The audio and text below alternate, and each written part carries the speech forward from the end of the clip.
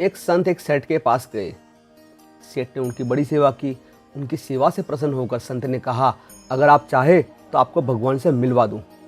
सेठ ने कहा, महाराज मैं भगवान से मिलना तो चाहता हूँ, पर अभी मेरा बेटा छोटा है, अब कुछ बड़ा हो जाए तब मैं चलूँगा। बहुत समय के बाद संत फिर आए। बोले, अब तो आपका बेटा बड़ा हो गया है, अब चले। सेठ ने कहा, महाराज उसकी सगाई हो गई है, उसका विवाह चाहता रहेगा, घर में बहू आ जाती तब मैं चल पड़ता। संत 3 साल बाद फिर आए। बहू आंगन में घूम रही थी। संत बोले, सेठ जी आप चले।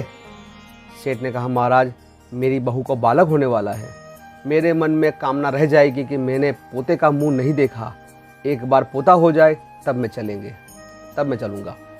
संत पुनः आए, तब सेठ की मृत्यु हो चुकी थी। ध्यान लगा कर देखा तो वह सेठ बैल बनकर सामान ढो रहा था। संत बैल के कान में बोले, अब तो आप बैल हो गए हो, अब भी भगवान से मिल ले। सेठ ने कहा, मैं इस दुकान का बहुत काम करता हूँ, मैं न रहूँगा तो मेरा लड़का कोई और बैल रखेगा, वह खाएगा ज़्यादा और काम कम करेगा, इसका नुकसान हो जाएगा। संत फिर आए, तब बैल भी मर चुका था। देखा कि वह कुत्ता बनकर दरवाजे पर बैठा था। संत ने कुत्ते से कहा, अब तो आप कुत्ता हो गए हो, अब तो भगवान से मिलने चले।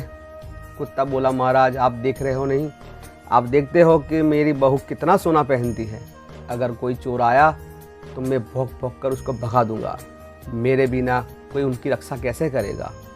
संत चले गए।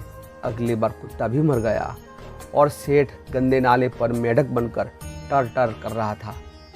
संत को बड़ी दया आई। बोले, सेठ जी अब तो आपकी दुर्गति हो गई है, और कितना गिरोगे, अब भी चल पड़ो। मेढक क्रोध से बोला, अरे महाराज मैं यहाँ बैठकर अपनी नाती पोती को देखकर प्रसन्न होता हूँ, और भी लोग कई दुनिया में हैं, आपको मैं ही मिला भगवान से मिलवाने के लिए। जाओ महाराज किसी और को ढूंढ लो, मुझे माफ़ कर दो।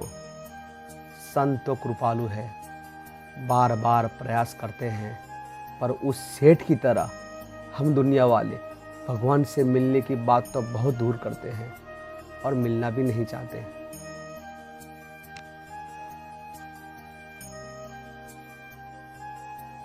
राधे राधे राधे राधे।